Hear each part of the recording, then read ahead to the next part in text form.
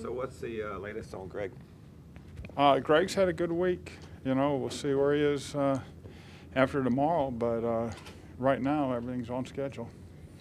Coach Gruden this week on the conference call said that he could tell some things were adjusted, obviously, to supplement the fact that one of the major targets of Cam was not playing. What kinds of things have you guys had to do differently? And with him back, what does that add? Well, it adds a player that Cam is very comfortable with, and then obviously some of it is based on what we're getting from a coverage standpoint. He will draw more attention, so it should help other guys get coverages that are friendly to them. I think Ian's done a good job. When Greg's absent, it kind of caught up to him last week. We had a couple miscommunications that were costly, and thankfully it didn't cost us a game. When you had to adjust for him not being in, especially in the intermediate of the field, what kinds of things did you have to do? Well, we used the three receivers more, and then, I think Chris really stepped up and played well in his absence. And, Ian has made his share of plays in the passing game. He's gotten the deep overs, and, he's given us some plays there. But, again, it comes back to, you got 7 years of playing together between Cam and Greg. It's hard to replace that. Cam said that last year he used to call Curtis Samuel, or joke that he was soft, quote unquote, and now he doesn't see that at all. He's the complete opposite guy in terms of his growth and kind of that confidence that has come back, especially when he's shaking defenders as they try to tackle him. I think that's what you're talking about. I think it's confidence, and I think it's a comfort level of playing, and to me, it comes in different stages with young players, and some guys are very natural and it's an easy transition into the NFL, and some guys it takes a little longer, and obviously it was delayed a little bit by Curtis's injury. What was just your reaction to Curtis's play there? I mean, obviously every time you call a play you hope it's going to work well, but to break, I think 5 tackles, that's a little special. Yeah, you want to get a play started, and then we tell them, we're trying to put you in a position where you can use your ability, and the offensive line did a great job getting out in front of them. Those guys are athletic guys for 320-pounders. But, Curtis has that type of ability. That's what type of things he did in college. And, we just got to continue to work to get him comfortable with more and more things so he can get the ball in space and do his deal. Cam was spoken yesterday about the length of play calls, about they don't have to be a paragraph long. Have you gone? He said even after 8 years, it's still sometimes tough on him. Have you noticed that, or how do you determine? We've shortened a lot of our calls, and sometimes you can't help.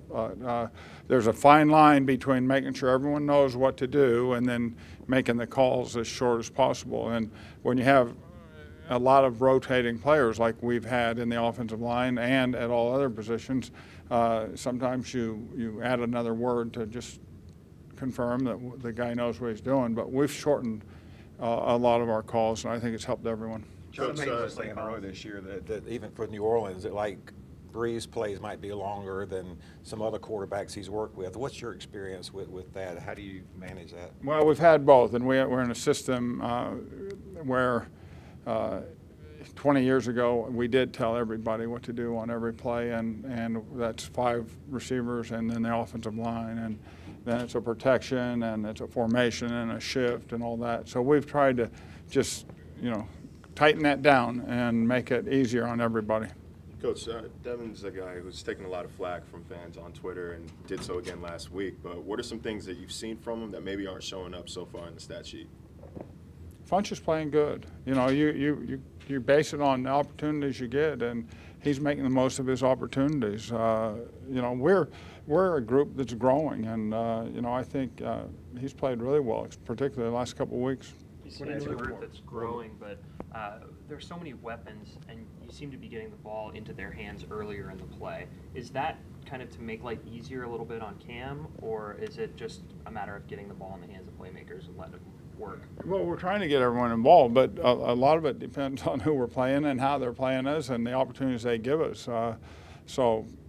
We had some things last week that obviously we wanted to run a reverse early. They actually defended it from scheme pretty good. They just didn't tackle very well, and Same thing you say on the wide receiver screen. We wanted to get a couple of those plays up early. It does help you in protection. It helps you out throughout the game.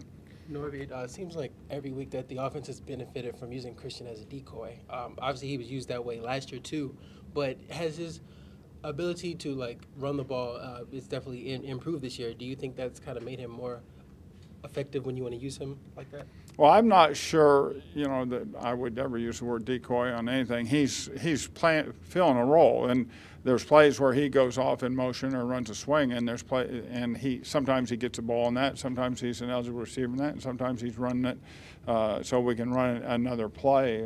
But he's off to a great start, and people are zeroing in on him and the running game. The Giants are a good run defense front, and they made it tough on both our backs. But I think Christian will have his share of big days like he had against Cincinnati. Did you overlap with Adrian Peterson for a year? I was with Adrian. Adrian led the league in rushing the year I was with him. So we were actually there 3 years together. I'm sorry, he missed the 1 year. But he's an explosive player. He's a great player.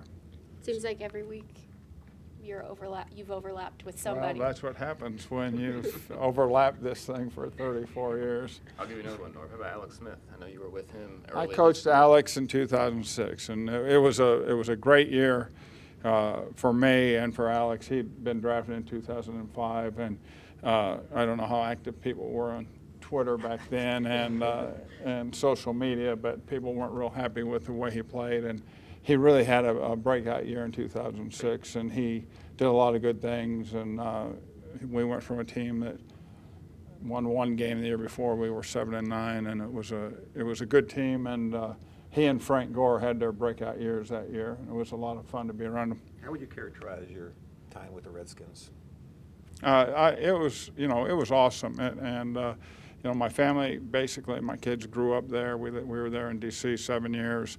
And we lived in Virginia. It's a great place to live.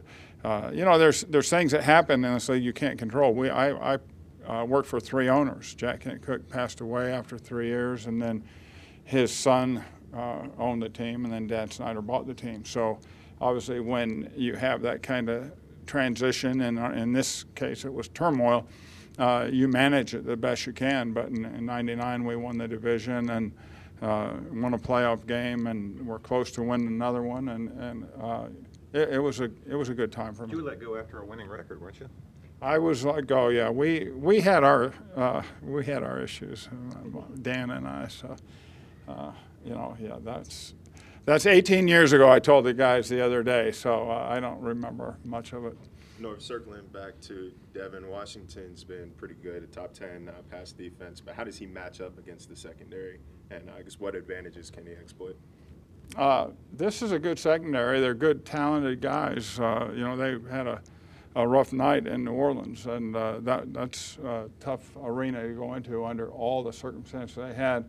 But Devin will match up, and he'll do good. And I think we have a good plan going in to complement the run and the pass, and have a balanced attack and get everyone involved.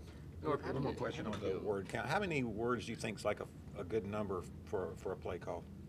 Well, we can go up and go Dodge Lincoln, and that's a play.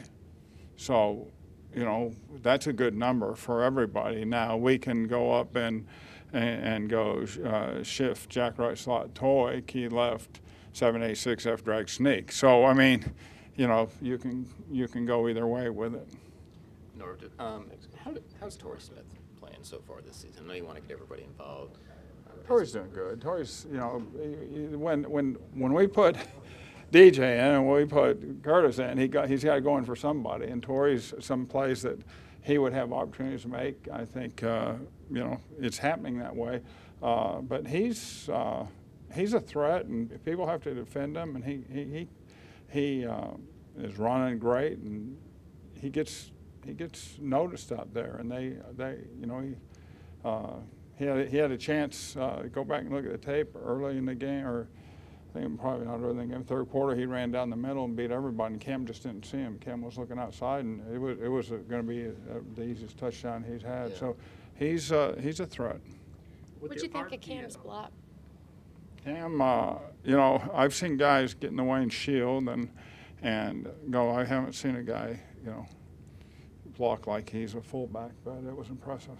Which I mean, you're up there in the box and kind of looking, seeing how the play's unfolding, and do you kind of just, whoa, do you sit back a little bit when you see that? Yeah, you know, I just really, I don't really give it much thought until after the game, and you know, Cam can take care of himself. With the RPO craze kind of sweeping the league right now, what is it about that play that really makes it so hard to defend?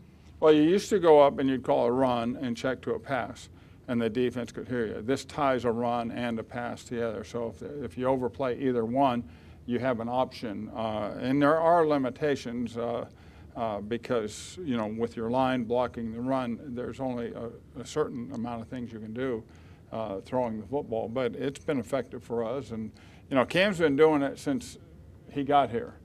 So, you know, it's a craze that's sweeping the league, but everyone else caught up with it a little later. You know, when Chud, you know, when they drafted Cam, Chud went out and looked at all this stuff, and it's been a part of what he's done for a long time.